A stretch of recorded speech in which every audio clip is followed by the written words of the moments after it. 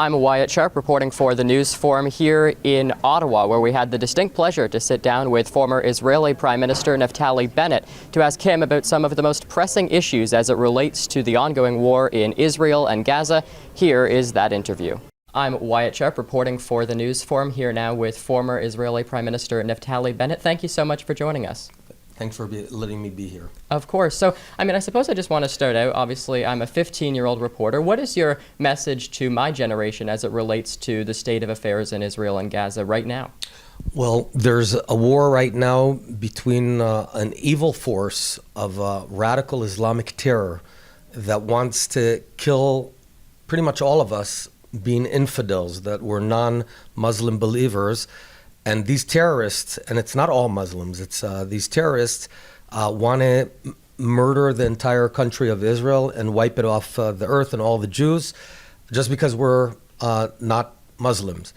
And they initiated a horrible attack a few months ago where they raped Israeli women, they burnt families, they burnt babies, 1,200 of them. And we are now fighting back in order to eliminate this organization from the face of Earth and make the world a much better place.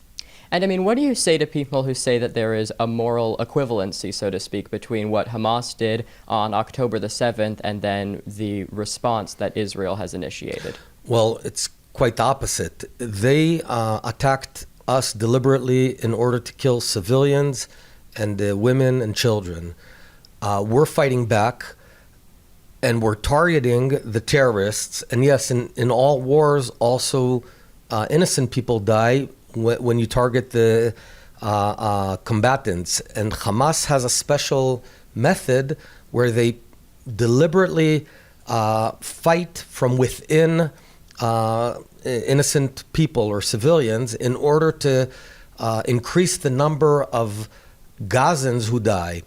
But in fact, the idea of the Israeli military is doing this as cautiously as possible. There have been 14,000 terrorists that we killed and 19,000 civilians, which is a ratio of terrorist to civilian of about 1.3, which is probably the lowest ratio in urban warfare history, which is generally one terrorist or one combatant for every 9 dead civilians. But it's still every dead person is every lost life is a tragedy. And obviously you're visiting Canada right now. A country like Canada, which is in many ways in a position to help, what should Canada be doing to help provide the support to the Israeli people? First of all, step up and stand up behind the truth and behind what's right, and that's standing with Israel. Say, we understand that Israel is fighting very radical and dark forces of terror. We stand behind you, we'll support you. Unfortunately, that's not what happened. And I think sometimes people don't have a clear enough way of defining right and wrong. But it's important to be courageous and stand up and say, I'm with Israel. And what do you see? Obviously, geopolitics in the Middle East has always been very complicated. So what do you see as perhaps Israel's biggest challenge as we, hopefully are able to look soon towards the end of this conflict? Yeah. Well, Israel wants to live in peace in the Middle East. And we're building bridges to other countries, Egypt, Jordan, the Emirates, Bahrain, hopefully soon Saudi Arabia. But there's one major arch enemy that is the source of almost all the terror in the Middle East, and that's the Islamic Republic of Iran. And in order to bring a stable and peaceful Middle East, we need that regime to be replaced. And it will be replaced, but I think the free world needs to understand that Iran is the main source of evil and terror in the world. And just lastly here, you mentioned Iran. Obviously, there's a lot of talk amongst politicians in Canada and the U.S. Do you think countries here in North America understand, the threat of a country like Iran? No, I think most people do not understand.